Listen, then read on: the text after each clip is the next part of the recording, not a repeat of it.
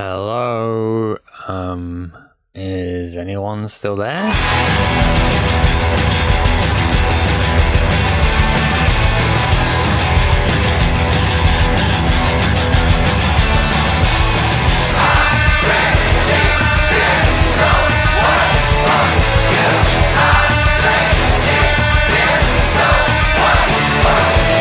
Hello and welcome to the Punks in Pubs podcast. My name is Liam Bird.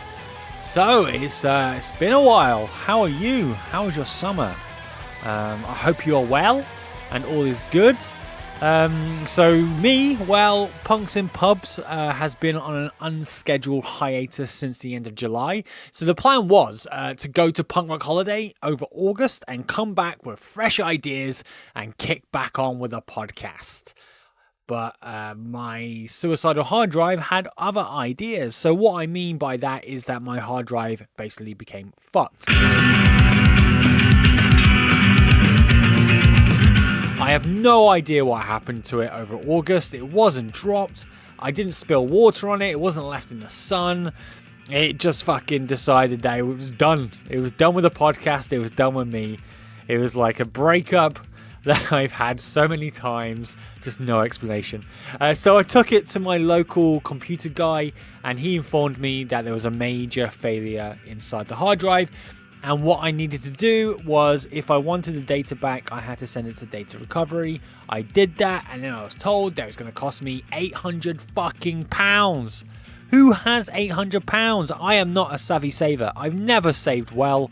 I just don't have that money. So I put it out there, let you guys know what was going on because I don't want you guys to forget about us. And I also asked you to go and buy our t-shirt, our Punks in Pubs t-shirts from the Etsy store, or go and donate to our GoFundMe page to help me raise money to get my fucking data back. So thank you to all the people who have done that. You can still do this by going to the Etsy or going to our GoFundMe page. Because on that hard drive, we've got several interviews that haven't been released, original t-shirt designs for the t-shirts that I'm trying to get you to buy, as well as my promo video that was created by Stephen Burke, and most importantly, past conversations and interviews that I've had that has gone out over this podcast over the past 30, 40 plus episodes. You can help me get that back, or hopefully get that back, because it's never 100%. By going to buy a t-shirt and or go donate by the GoFundMe page. Any support you give is greatly appreciated. But I did save some interviews on my SD card. Well, I say saved, it was just I left it on there because I was too lazy to transfer it over to my hard drive. So that's why we've got this interview that I'm about to give you right now. Like I said, I no longer have the original audio from the past 2 years, and that's why I put out this short special as a standalone episode. So I sat down with Marky Ramone back in the summer, and the original plan was to sit down for an hour and we'll speak about his early life in New York and then go on to the Ramones and beyond. But basically, Marky got into London late, and as you will hear in the interview, that hour-long chat was cut very short by his tour manager. I did not know this was going to happen. I was still under the belief that I still had an hour. So when I'm speaking to Marky, we start talking about growing up in New York, food, and Richard Hell. But as we were just about to talk about the Ramones, the interview was cut short. So my original plan was to tag it to the end of the original release of episode 42 of the Ramones Museum episode, kind of like a re-release. But that went to shit when the hard drive decided to kamikaze itself. But I didn't want this short interview to go to waste, as I'm sure some of you will enjoy what we did. So I decided to put it into this short little episode, a little special for all of you to enjoy. Just a quick heads up, people do come in and out of the room a bit, so at times you may hear movement, but that's all part of the kind of guerrilla recording ethos that we've got here at Punks and Pubs. Also, another reason I wanted to put this episode out was just because I don't want you to forget us. Really, I haven't put an episode out since the end of August. I hope to get interviews back out in October. I just need to get a couple of more interviews under my belt, so we've got a nice little safety net, because obviously at times I'm not interviewing people week in, week out. Sometimes it could be a month, or sometimes it can be a couple. And I don't like to put stress on myself just to do an interview for interview's sake. I like to interview people who I find interesting. So yeah, so for selfish reasons as well, I've put this interview out as a standalone so you don't forget us, because I want you to stick with us. This is not going away. We are sticking around. That's enough of my waffling. Enjoy this short but fun interview with Marky Ramone. This is Rock and Roll Radio. Come on, let's rock and roll with the Ramones.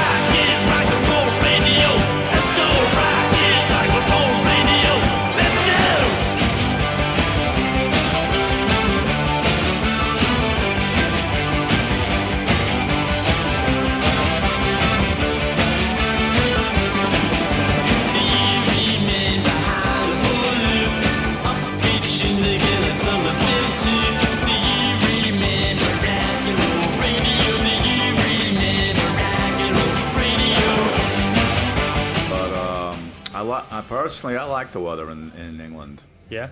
Yeah, I like the clouds. I like the mist, the rain. You know, I'm not a sun beach guy. I'm not. I'm like I will go into the shade as much as possible. Yeah, I'm not into that. No, nor am I, man. And so obviously we're going to talk about the Ramones, but I want to start talking about something that I've discovered as I've researched you, is your love for food. Oh yeah, my only vice. Where's that come from? Is that from like family, or is that something you've kind of grown into touring a lot? My grandfather used to be the chef of the 21 Copacabana in New York. Very famous nightclub in the 40s, 50s, 60s. And that's when he worked there. So as a little boy, we'd go to my grandparents' house, and I'd watch him cook. I mean, I was never a master chef, but I could cook. So I decided to make my own pasta sauce. I'm coming out with my own beer in South America. I got my own hot sauce. I like to tinker. Yeah. It took me 6 months to get the right consistency in the sauce. But I also did it because I had the opportunity to give to a charity.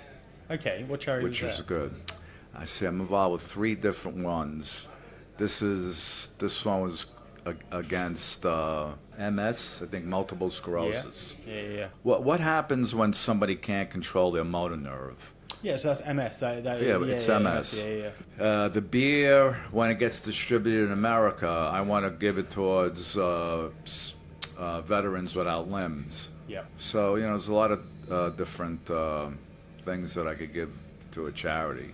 But getting back to the cooking, my grandfather was the head chef of Copacabana in its heyday. But it was owned by gangsters. But they liked him because he was a great cook, and they know that he wouldn't poison them. Yeah. Yeah. So I suppose when you're surrounded, though, by those kind of people, you must be worried that if you fuck up, like there's major consequences. You mean the people he was working Serving for? Yeah. Oh, yeah. So like, yeah. if the meatballs weren't how it needed to be, the sauce wasn't how it needed to be. Very strict. Yeah. I suppose that's how you get good very quickly. Very strict. Yeah. In the Copacabana, you never know who wore. He used to serve Betty Davis, Humphrey Bogart. He served Nat King Cole, Sammy Davis Jr. In my book, I was going to put in all the photos of the people that he took photos with. But my grandmother ripped them all up. Oh, mate. She ripped them all up. I don't know why, but she ripped them up. Maybe she didn't want to look at them anymore. But that would have been a nice treat. So during that time then, can you remember if your grandfather brought back any of the music they was hearing from the kitchen? Like, would he come back and go... Oh, yeah. Sinatra, Dean Martin, Tony Bennett. What else did he like? Oh, Louis Armstrong. So for you then, you were growing up in Brooklyn, which wasn't the hipster paradise it is now. It was a very dangerous place to be. There Probably the most dangerous place in the world. So growing up in that area then, how was that? Like, Was it kind of like School of Hard Knocks, or were you sheltered? Did your family go like protect you away from that? No, we lived in the heart of the heavy shit. You know, there's always fights, arguments, standoffs, even in school. Yeah. You know, you had to be careful. You had to be very careful. If you were living under those conditions, you grow eyes in the back of your head. Yeah. But from that time, though, there must have been a lot of art going on around you, though. So, like, people who couldn't express themselves physically, they might have gone and been an artist or creative-wise. Oh, yeah, band started, Yeah. and a lot of people, a lot of friends went to Vietnam. So it was a lot of stuff like that, you know. If you're going to fight, go fight a war. Was there any, like, danger of you being drafted? Was that ever... I was. You did? Oh, Yeah, okay. I was 77. Okay. I didn't go to Vietnam, but if they didn't end the war at that moment, I would have went. I had to go. And were you gonna go? Would you have fought it? Would you have tried to have gone out? I would go. I Yeah. wouldn't make up any bullshit stories. Yeah. Because that follows you around. Follows you around wherever you go. Yeah. When I did get drafted, a couple of months later, the war ended. So, Yeah. I mean, that's obviously a thankful thing that happened. So, during that time, obviously, there was a load of music going on that kind of became the soundtrack of Vietnam. Were you digging that at the time, or were you kind of rebelling against it? Didn't really enjoy the Hendrix that were going on, or Dylan's? Hendrix is great. Yeah. Right. I got the first Who album, the first Hendrix album, Cream. I mean, even before that, the Beatles. So it's funny you say the Beatles, because I always kind of go back, when people talk about punk music, I always go back to the Beatles, and especially Helter Skelter, because for me, that is a punk, like, track. What Like, was? Helter Skelter by the Beatles. Oh, definitely. So for you, like, listening back to other, like, tracks that weren't in the punk era, Yeah. do you go, that's definitely a punk, Yeah. just no, without on the my title? radio show, I play any band that I feel has a punk song. Yeah. I mean, even the song "I'm Down" by the Beatles is a punk song. Yeah. That's a punk song. Shut the door. So when you are listening, so when people talk about punk to you, do you get pissed off when people are like, well, punk started in 70-something? Like, just because it wasn't titled punk was still happening. Like, the sound of punk was still happening. Like, do you get frustrated by that? It was solidified at CBGB's. That's where it started. Yeah. I mean, there were individuals and groups that had punk elements, but when you listen to the first Ramones album, you know that was the thing. Yeah. I mean, they had things before that was called garage rock, but the speed, intensity of the Ramones, nobody could match that at the time. So how did I wasn't even in the band, and I'll admit it. So how did the drums come about then? Because the drums must have been, as an instrument in Brooklyn for space-wise, must have been probably the most, like, difficult instrument you probably could have chosen. Nothing you could do. I had a share room with my brother. I put the drums in the corner, and I put them together piece by piece. Yeah. And were you in a tower block? Oh, what? Were you in a tower block, like when you were living at home? Oh, yeah. So did people... 4-story. Yeah. I used to cut out of school at lunchtime and go home and play for an hour. Nobody was there. They were working. You know. So how did your family feel about, like, you having a drum set? Because I think a lot of kids, like, a lot of families go, you can pick any instrument apart from the drums. So were they like... Very supportive. Yeah? Yeah. They knew I had something, so they pushed it, you know. Wasn't easy coming from where I was raised. You know, so they were happy to see that I had something. They knew I wasn't going to go to college. You started playing the drums. At what point did you start actually going, this could be a career, I could actually make a living out of this? When I did my first album with Dust, that was 2 albums. Well, the band formed when I was 17. So professionally, my first album came out when I was 18. And did you instantly think, this is my career now? Yeah, Or, that's it. yeah, you didn't even try and do a bar job to subsidize? No. I mean, I had little things. You know, before that, I was delivering stuff. I was a messenger. So when you left Dust, you went and played with Richard Hell, who's a guy who's kind of created the look of British punk, I would say, with the safety pins and stuff like that. Well, Malcolm took it back, brought it back to Vivian Westwood, and they cut the Sex Pistols' hair off, cropped it up like Richard, put holes in their clothes, and safety pins. Yeah. So when you first saw Richard, was it quite a striking look and go, oh, I quite like that? Or were you like, what are you doing, man? No, it was just different. Yeah. You know, that's what he wanted to be. So you live and let live. You know, I didn't give a shit. Yeah. You know. How was he to work with then? He was a heroin addict. So when we toured with the Clash, it was hard for him to cop. We toured with them for I think 5 weeks in '77 in England. So he would always be worried where he was going to get his next fix. So we'd usually get it from Johnny Thunders or Jerry Nolan, who were here, living here already. And they were with Track Records, and Richard knew his connection. But how would he be able to cop if he was in London, then he had to go all the way to Bristol or something? So when we got back from England to New York, he didn't want to tour anymore. Yeah. That's when I heard through Dee Dee that Tommy wanted to produce. He didn't want to tour anymore.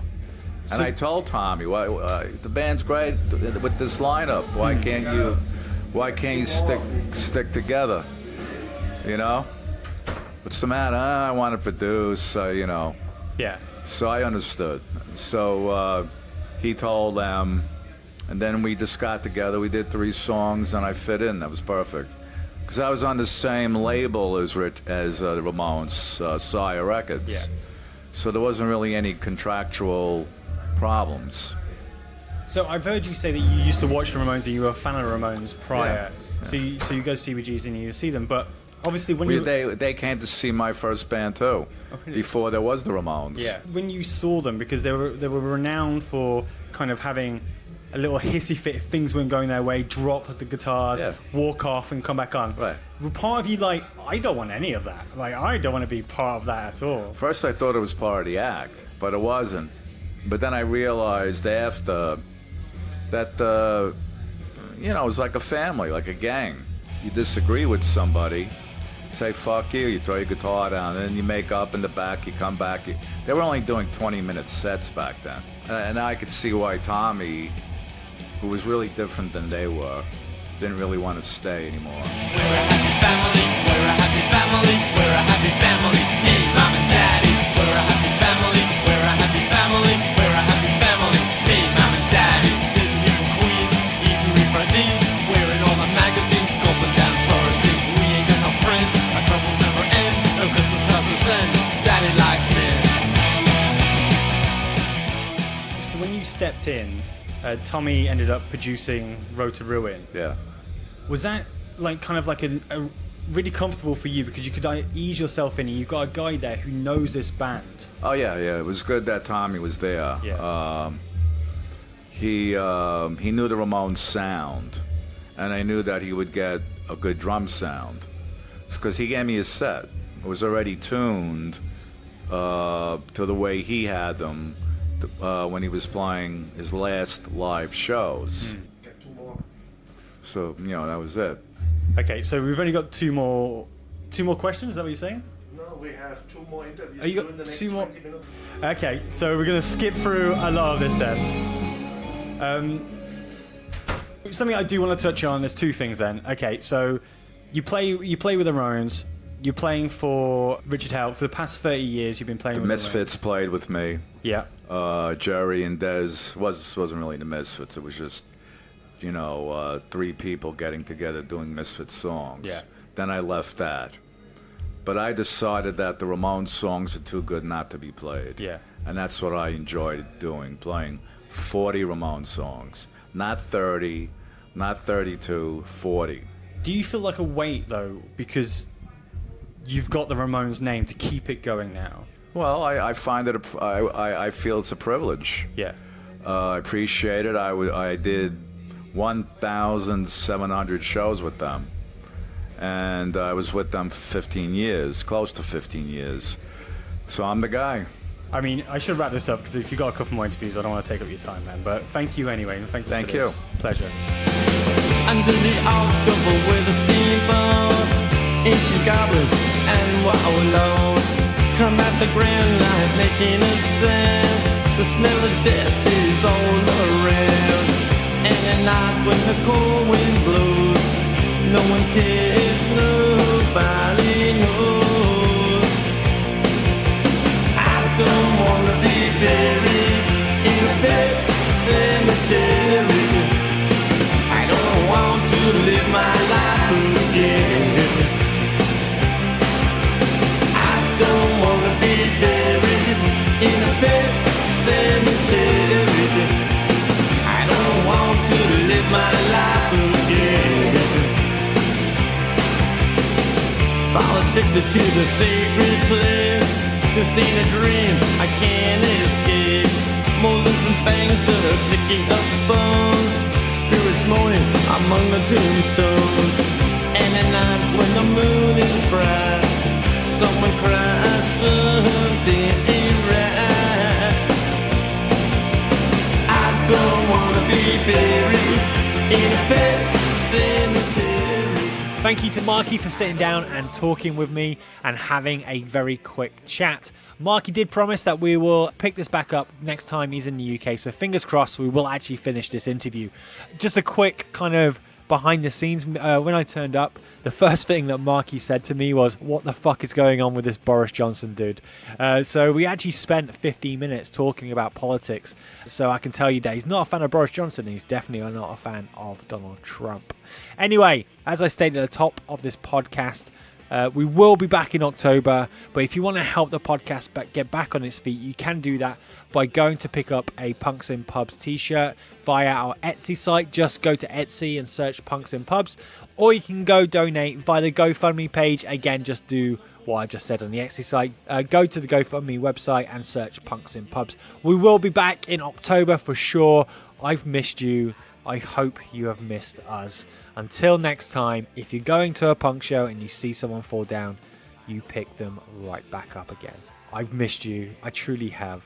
I'll talk to you soon. Bye-bye. Don't wanna be buried in a pet cemetery. I don't want to live my life again. Oh no. Oh no. I don't want to live my life again. Oh no.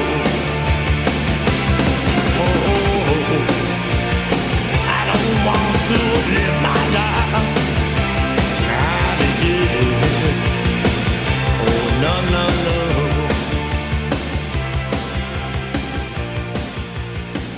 Don't want